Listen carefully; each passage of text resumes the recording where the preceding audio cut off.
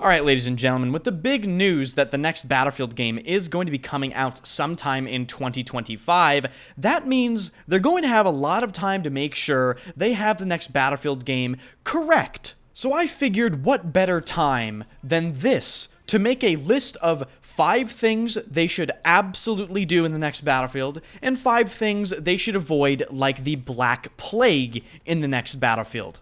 And a lot of these things on this list, you might say, are really easy to mention, and you'd probably be right, because the fact of the matter is, making a good Battlefield game is actually incredibly easy. In fact, the formula for a good Battlefield game is so easy to comprehend that even Redditors can get it right.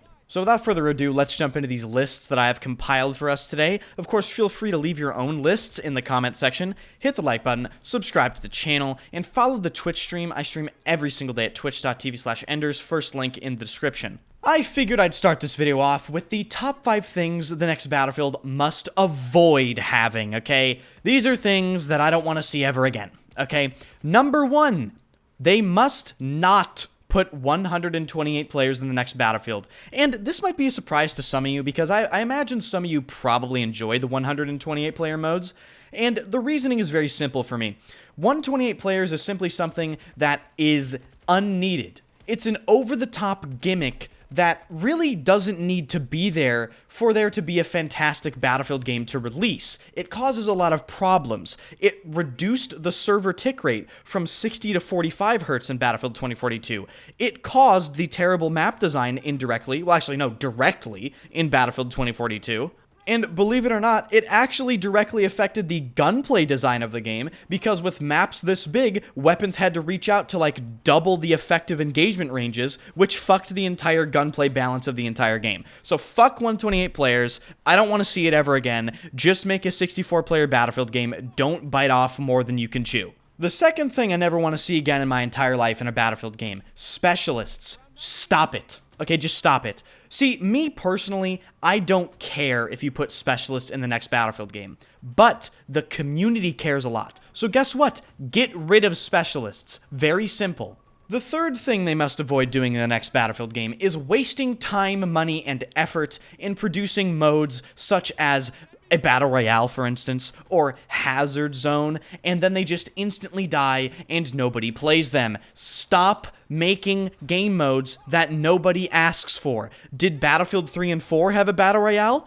Oh, no, they didn't? And they're considered the greatest Battlefield games of all time? Great! So that means you don't have to fucking waste your time trying to get the Apex Legends and Warzone player bases into Battlefield. Make a legitimate traditional Battlefield game without anything like Hazard Zone or a Battle Royale, and it will go much better. Thank you. The fourth thing the next Battlefield must avoid having is cringy voice lines like we find in even Battlefield 5 and of course 2042. 2042 is kind of notorious for it. And the reason why I think this is so important is I think we can all come together as a community, even if you dislike me heavily, and agree upon that Battlefield 3 style voice lines are simply just the best in the entire franchise. They are the most quote-unquote immersive. My teammate yelling that he's pinned the fuck down while a grenade goes off is much better than McKay complaining that he hasn't climbed Mount Everest and he's bored and he's drinking 16 cups of coffee. It's just...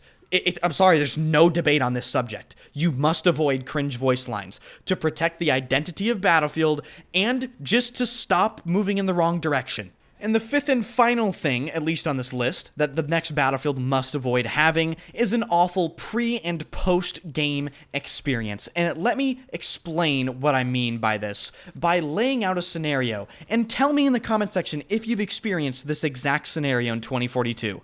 Let's say you just got off of work and you want to get on Battlefield 2042 for a few games. You boot the game up and you have to matchmake using the matchmake, panels. You click on Breakthrough, you click on Conquest. You sit there for a minute, and then you finally load into a game only for it to be dead. Wow, that's disappointing. You back out of the game, you rematchmake. You load into another game, this time it's half over, and you're on defense getting your ass kicked, and the game ends in 2 minutes. So you stayed in the game, right? You didn't leave this time. So you're still in the server with everyone, but guess what? You're kicked out back to the main menu and forced to rematchmake. So what have you wasted now? 10 minutes of your time? Fuck that shit. The next Battlefield game better keep servers together. When the game ends, don't kick me back to the main menu. Keep every single player playing together, okay? Like previous Battlefield games. Also, by the way, just fucking add a server browser, which, you know, segues me perfectly into the 5 things the next Battlefield must absolutely have, especially considering the extra time EA gave them.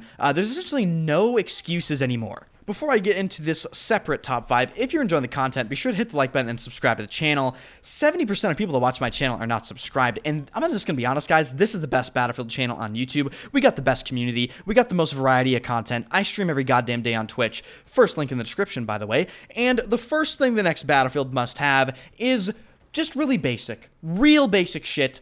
Don't do anything stupid. Do not add a tornado into the game that reduces my FPS to 30. Do not add a game mode that no one asked about.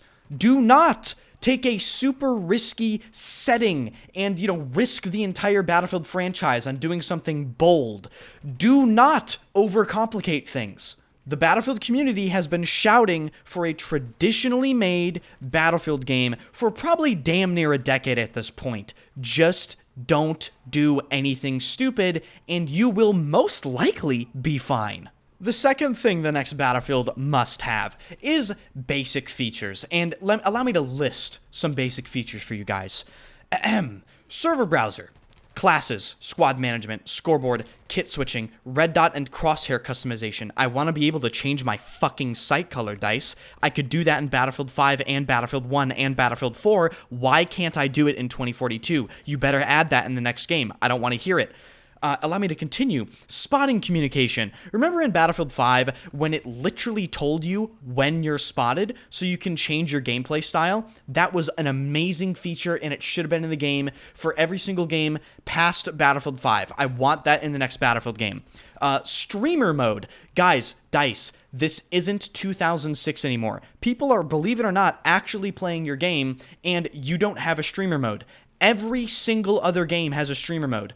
Catch up, wake up. And I understand this doesn't affect most people, but it is still kind of insane that they're making a modern FPS game and they aren't updating to like modern standards, if that makes sense. And then, of course, feel free to comment down below any of the other basic features that I might have left out. I don't want to make this video 15 minutes long, so I just mentioned those things that I mentioned. The third thing the next Battlefield must have, and this is a non-negotiable, significantly more content than Battlefield 5 and Battlefield 2042. I want to see, at bare minimum, 3 new maps per season, or whatever they do. I want to see, bare minimum, 4 to 6 brand new weapons in each content drop on top of those 3 maps that I just mentioned. I want to see a better battle pass. I want to see more assignments. I want to see better dog tags. I want to see better challenges. I want to see better unlockable camos through those assignments. And generally, just do what you did in Battlefield 3, 4, and 1, and guess what? You'll probably be fine.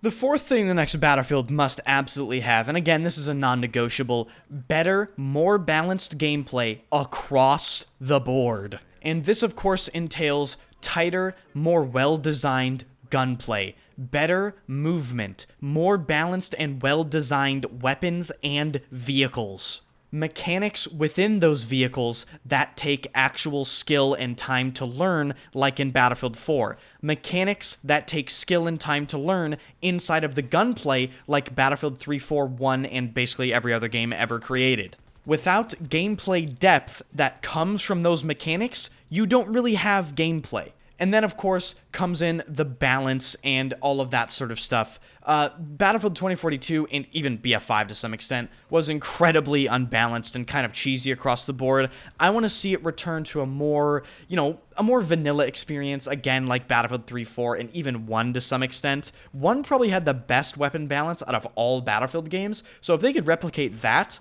I'd be pretty happy about that. And the fifth and final thing that the next Battlefield game must absolutely have, and again, this is another non-negotiable, better fucking maps, okay? I'm not even gonna elaborate on this one. all right? If you make maps that are as bad as Battlefield 2042's maps, just please shut the game down. In fact, don't even release the game to the market. Just shut the entire studio down and just wrap it up without any explanation. If the next Battlefield game does not have better maps than Battlefield 2042, which is not hard to do, by the way, I will probably enter an eternal slumber coma. And with that is going to wrap this video up. Of course, I would love to hear your own versions of these lists in the comment section down below. I will be reading the comment section for this video more closely than maybe some of the other videos that I upload. And of course, hit the like button, subscribe to the channel, follow the Twitch stream, join the Discord, follow me on Twitter, follow the Instagram, all the links in the description. You know how to scroll down, okay? I'm not going to tell you to scroll down. You know where to go. I'll see you tomorrow.